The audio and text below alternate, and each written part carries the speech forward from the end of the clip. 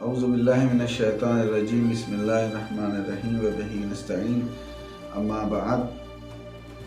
آج رمضان المبارک کی 20 تاریخ ہے، 20واں روزہ ہے، اور ہم 20ویں روزے کی دعا آپ کی خدمت میں عرض کر رہے ہیں۔ بسم اللہ الرحمن الرحیم۔ اللہم افتح لی فیہ ابواب الجنان واغلق انی فیہ ابواب النیران ووفقنی فیہ لتلاوت القرآن یا منزل السکینۃ فی قلوب المؤمنین۔ اس مختصر سے دعا کا مفہوم ترجمہ یہ ہے کہ بندہ مومن پروردگار سے اس دعا میں تقاضا کر رہا ہے کہ پروردگار آج میرے لیے جنت کے دروازوں کو کھول دے اور مجھ پر جہنم کے دروازوں کو بند کر دے، اور اس دن مجھے تلاوت قرآن کریم کرنے کی توفیق عطا فرما۔ اے صاحبان ایمان کے دلوں پر تسلی و سکون و اطمینان نازل کرنے والے پروردگار۔ اس جملے میں 3 چیزوں کی طرف اشارہ کیا گیا ہے: جنت میں جانے کی تمنا آرزو، جہنم سے نجات، اور تلاوت قرآن کرنے کی توفیق۔ پہلے فقرے میں جو ارشاد فرمایا گیا اللہم افتح لی فیہ ابواب الجنان، کہ پروردگار آج میرے لیے جنت کے دروازوں کو کھول دے، اس میں ابواب جو ہے وہ باب کی جمع ہے، اور عربی میں باب کے معنی جو ہے وہ دروازے کے ہیں۔ جنان جیم کے زیر کے ساتھ جنان کے معنی باغ اور بہشت کے ہیں۔ آج کی دعا میں بندہ پروردگار سے عرض کر رہا ہے، التجا کر رہا ہے، گزارش کر رہا ہے، پروردگار تو میرے لیے جنت کے دروازوں کو کھول دے۔ اور ابواب جمع کے طور پر استعمال ہوا، جیسے کہ حدیث معراج اور دیگر احادیث میں بات واضح ہے کہ جنت کے جو ہے وہ ابواب یعنی باب کی جمع ہے، بہت سے دروازے ہیں، جیسا کہ حدیث میں ذکر ہوا ہے کہ جنت کے 8 جو ہے وہ دروازے ہیں، اور ہر دروازے پر کلمہ لا الہ الا اللہ محمد رسول اللہ علیہ ولی اللہ جو ہے وہ لکھا ہوگا۔ جنت انسان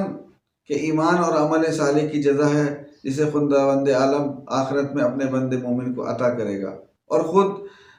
اس کے متعلق قرآن مجید میں بھی آیات بہت ساری موجود ہیں، جیسے کہ ارشاد ہوتا ہے بسم اللہ الرحمن الرحیم ان الذین آمنوا وعملوا الصالحات یہدیہم ربہم بایمانہم تجری من تحت الانہار فی جنات النعیم، کہ جو لوگ ایمان لائے اور نیک عمل بجا لائے، بے شک ان کا پروردگار ان کے ایمان کے سبب انہیں نعمتوں والی جنت کی راہ دکھائے گا، اس کی طرف ہدایت کرے گا، جن کے نیچے نہریں جو ہے وہ بہہ رہی ہوں گی۔ تو بہرحال جنت کا حصول ایمان اور عمل صالح پر موقوف ہے، لیکن بعض گناہ ایسے ہیں کہ جو انسان کے نیک اعمال کو برباد کرتے ہیں، لہذا پروردگار سے بندہ جو ہے وہ اس دعا میں یہ دعا کر رہا ہے کہ میرے لیے جنت کے دروازوں کو کھول دے۔ دوسرا جملہ وغلق انی فیہ ابواب النیران، کہ پروردگار مجھ پر جہنم کے دروازوں کو بند کر دے۔ اغلق جو ہے افتح کی ضد ہے، یعنی جس طرح وہاں تھا افتح لی معنی کھول دیں، یہاں پر اغلق یعنی بند کر دے، اس کے معنی بند کرنے کے۔ جہاں خدا سے جنت کے دروازوں کی کھولنے کی خواہش ہے، اس جملے میں جنت پروردگار سے بندہ جہنم کے دروازوں کے بند کرنے کی تمنا کر رہا ہے۔ جس طرح سے جنت کے متعدد دروازے ہوں گے، 8 دروازے ہوں گے، جیسا کہ احادیث میں ذکر ہوا ہے، اسی طریقے سے اہل جہنم کے لیے بھی جو ہے وہ جہنم کے متعدد دروازے ہوں گے، جیسا کہ خود جو ہے قرآن مجید میں اس کی طرف اشارہ ہوا ہے وَإِنَّ جَهَنَّمَ لَمَوْعِدُهُمْ أَجْمَعِينَ لَهَا 7 أَبْوَابٌ لِكُلِّ بَابٍ مِّنْهُمْ جُزْءٌ مَقْسُومٌ، اور اس کا مفہوم یہ ہے کہ ان سب کے وعدگاہ جہنم ہے،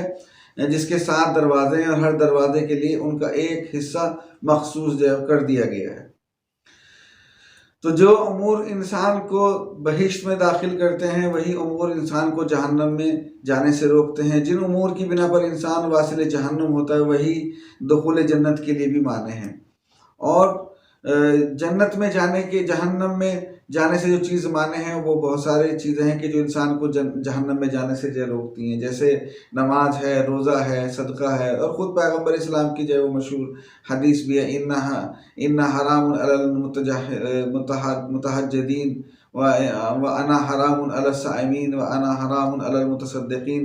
کہ جہنم جو ہے وہ کہہ رہی ہے کہ میں نماز شب پڑھنے والے پر حرام ہوں، روزہ رکھنے والے پر میں حرام ہوں، صدقہ دینے والے پر جو ہے میں حرام ہوں۔ لہذا بندہ اس دعا میں پروردگار سے اس کی دعا کر رہا ہے کہ پروردگار مجھ پر جہنم کے دروازے کو حرام قرار دے۔ تیسرا فقرہ ووفقنی فیہ لتلاوت القرآن یا منزل السکینۃ فی قلوب المؤمنین، اس دن مجھے تلاوت قرآن کرنے کی توفیق عطا فرما، اے صاحبان ایمان کے دلوں پر تسلی و سکون نازل کرنے والے پروردگار۔ تلاوت کے معنی پڑھنے کے ہیں۔ قرآن کریم میں تلاوت کا بہت زیادہ جو ہے وہ ثواب ہے، قرآن پڑھنے کا، تلاوت کرنے کا بہت زیادہ ثواب جو ہے موجود ہے، اور متعدد احادیث میں جو ہے وہ اس بات کی طرف اشارہ کیا ہے، اور خود جیسے بہت ساری احادیث میں بھی خود مولا کائنات کی طرف مولا کائنات ارشاد فرماتے ہیں نوروا بیوتکم بتلاوت القرآن، اور خود پیغمبر اسلام کے معصومین علیہ السلام کی متعدد احادیث اس کے ضمن میں ہیں، خود پیغمبر اسلام کی بھی حدیث اسی کے ضمن میں اسی طریقے سے ہے کہ نوروا بیوتکم بتلاوت القرآن فإن البیت اذا کثر فیہ تلاوت القرآن اضاء لأہل السماء کما تضیء نجوم السماء لأہل الدنیا، کہ تم اپنے گھروں کو تلاوت قرآن سے روشن کرو، جس گھر میں کثرت سے قرآن کی تلاوت ہوتی ہے وہ گھر آسمان والوں کے لیے ویسے ہی روشن اور منور ہوتا ہے جس طریقے سے اہل زمین کے لیے آسمان کے ستارے روشن اور چمکدار ہوتے ہیں۔ اور خود پانچویں امام جو ہے وہ حدیث ارشاد فرماتے ہیں رمضان کے لیے لکل شیء ربیع وربیع القرآن شہر رمضان، کہ ہر چیز کے لیے ایک بہار ہوتی ہے اور قرآن کریم کی بہار رمضان کریم ہے۔ لہذا اس جملے میں بندہ پروردگار سے دعا کر رہا ہے کہ پروردگار مجھے جنت میں جانے کی توفیق عطا فرما، مجھ پر جہنم کے دروازوں کو بند کر دے، اور مجھے قرآن مجید کی تلاوت کرنے کی توفیق عطا فرما، اور بہت زیادہ ثواب ہے قرآن مجید کی تلاوت کرنے کا، لہذا ہمیں قرآن مجید کی زیادہ سے زیادہ اس ماہ میں تلاوت کرنی چاہیے۔ وآخر دعوانا ان الحمد للہ رب العالمین۔